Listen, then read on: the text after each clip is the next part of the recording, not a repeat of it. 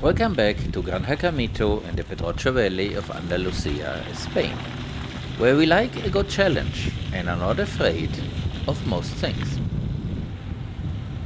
So this here is a very nice example of the challenges and why I say we have a lot of work with all the fencing, which is getting better step by step. And of course one would say, why don't you make the fencing, contract someone, let it install? Yes, that's a very nice idea, and elsewhere that would be a lot easier. But in our case it's not so simple, because fencing and fencing are two different things. And even in a place like Germany, I have done a little bit of research. The kind of fencing that we actually need is very expensive, and nobody around here knows how to do that kind of fencing. So we have to do this ourselves. And as you can see, the cows took advantage of the loss of power and again ventured out into this area here and started to graze on the little bit of growth that came up, just because it looked greenish and more greenish than the other places. There wasn't really any forage, but they still thought that this might be possible. And the rain made the soil very bland, and that meant that those metal posts, like this one here,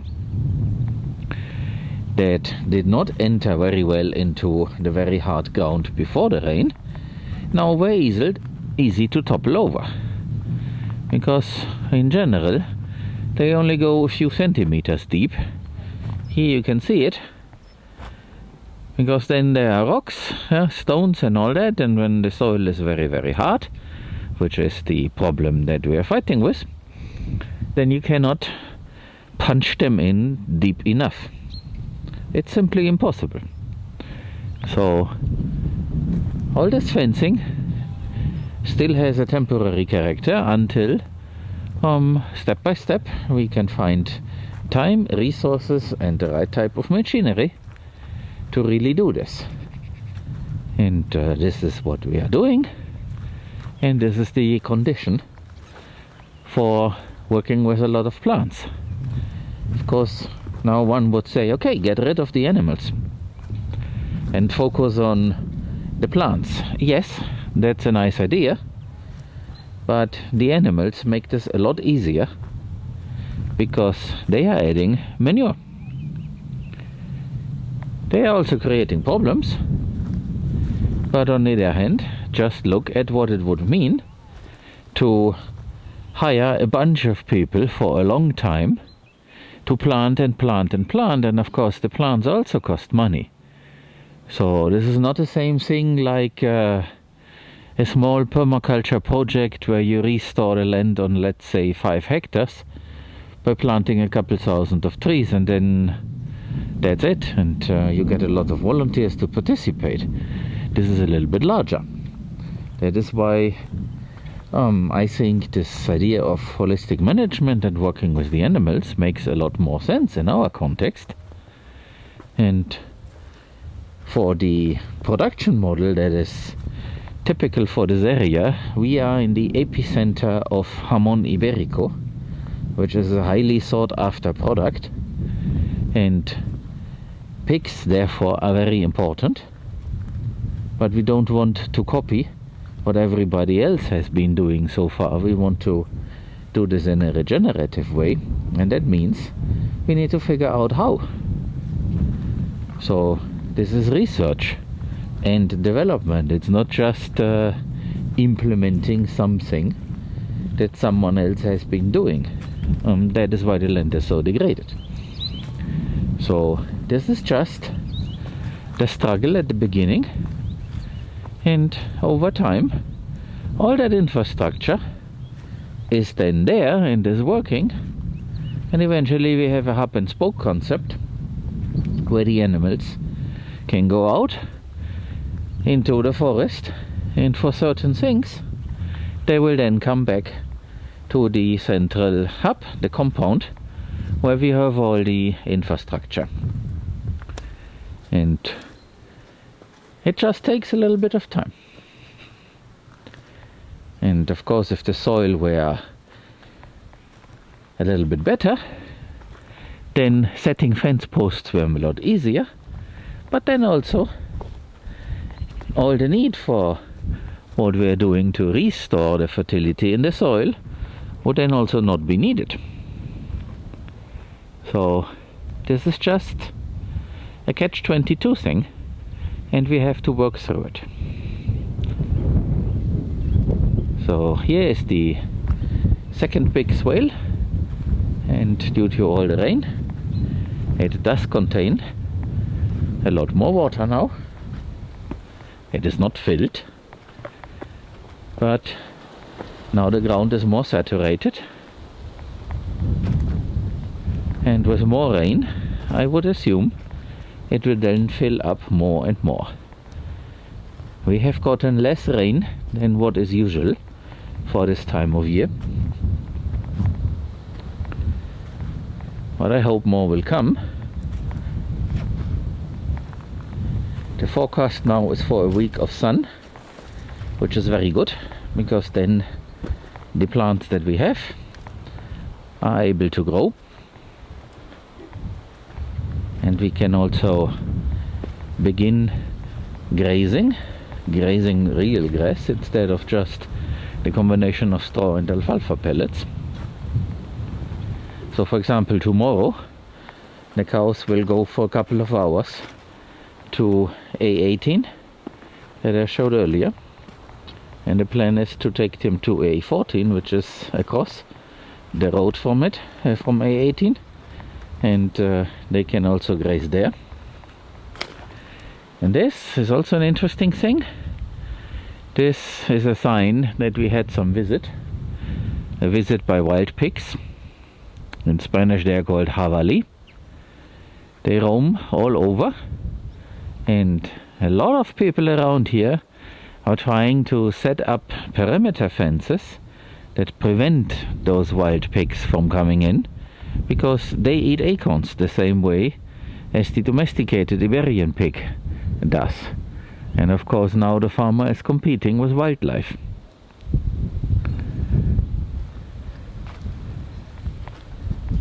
Again, it's a question of management. So if you manage your own pigs in the right way, then the acorns are already gone. But then there's also another problem. They are pigs, and that means they can breed. They can breed with your own livestock. So a lot of farmers around here try to prevent this by also castrating the females, so that they don't get any striped piglets, because then they have trouble at the time of sale. There are all kinds of issues. It's a very complex system, and all that needs to be taken care of in some way. And I personally try to understand the problem and understand the factors, instead of jumping to an easy conclusion by just doing what someone says. So the idea of castrating the animals in order to avoid that is maybe not the preferred solution. It is what is being done, but my idea is not to do anything to the animals. Why should I mutilate their bodies if I can find another solution? I don't know yet how to do this, but the idea is to let everything develop and find a way of coexistence, instead of focusing on my own benefit. I am not into this at the moment to reap a benefit just yet. My plan is long term.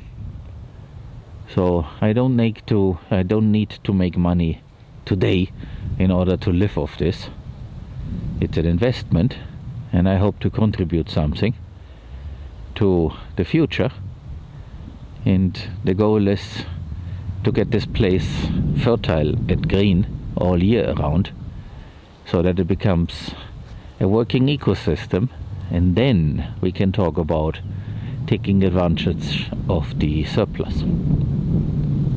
That is the primary goal, and it will take a while, I know, but I don't want to do anything just because it's a short-term solution to a complex problem.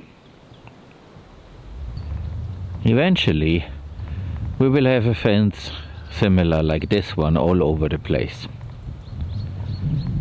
To build this fence around our temporary paddock CT1, which is this one here where the pigs still are because of the other issue was finding a slaughterhouse, it took more than a month to set all the fence posts with all the challenges and fence this whole area in. And that is simply because of the challenges that I frequently mention. But we got it done, and we will get more things done. For example, I'm currently working on a modification of our backhoe so that we can have an auger connected to the boom with a hydraulic engine, a hydraulic motor, and that should then make a lot of things much easier. But of course, with all the holidays in Spain, this isn't really the time to get it done. So before they send January 6th, I will not get this done. And I started the process several weeks ago. Things move slowly, and there is no rental market, and we are not doing something as everybody else. We're doing something completely different, and because of that we need to be more patient and come up with our own solutions. I don't mind any of that, but to those commenting from, for example, the US or Northern Europe, keep that in mind. Elsewhere things are different, and here we have additional challenges that are to be overcome. Not a problem, it's a challenge, and we cannot make plans the same way as elsewhere. So in order to conclude this little rant, I'm not complaining, but I'm trying to tell you guys how it is. This berm here is a very good example. Nobody in this area here even attempts to do something like this swale, because they have this impression that this were forbidden, and they're very afraid of any potential fine and other things. And then of course they don't know what this might be doing. Their focus is on raising calves to sell off to a feedlot and take advantage of the acorns with their pigs. And so the easy solution is to have a perimeter fence that is more or less in good shape, and then let every animal roam freely, set stocking in the case of the cow-calf operation, and with the pigs, they get rings in their noses so that they cannot root up. It hurts when they try to dig, but they can eat the acorns, and that's it. They want to keep it as simple as possible, and they don't care about the land. They care about their business, and it has been a tradition, and it has always been like that. My father did it like my grandpa did, and so I continue this kind of thinking. I don't blame anyone, but what we are trying to do is so different that we are running into obstacles and challenges because we ask for things that nobody knows about. And a lot of people also think that are unnecessary, and why would you be doing it, and probably it's against the law and all that. So when the excavator driver was here, his boss was also afraid. But then it's my responsibility, and I know that there is no law against making swales. So this got dug, and that's it, and it's working well. And once we have put the broad bean scenes up on those on that berm, then this thing will become green and over time will be a very valuable investment. But if I have a mindset that probably everything I want to do is forbidden and I will not risk anything, then of course I won't do this. So that's just a fact of the local culture, and it's not a problem, but it's something to take into account, and my job is to overcome a challenge. I was saying that we have challenges to find a slaughterhouse for these pigs here. The reason for that is we are at the end of the acorn season and there are only a few licensed slaughterhouses around.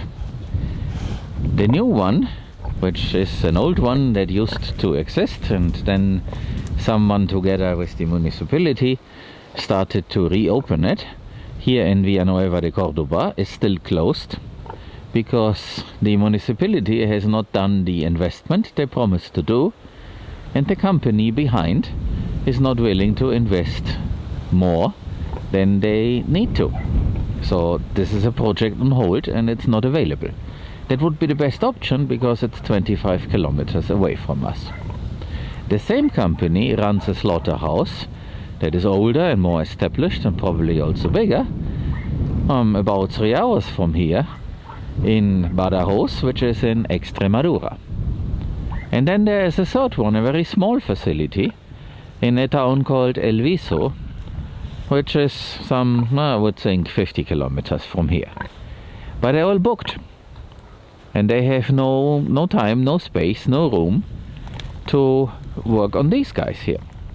And because of the end of the acorn season and traditions and established relationships, of course they will attend their older existing clients first, and I can fully understand that.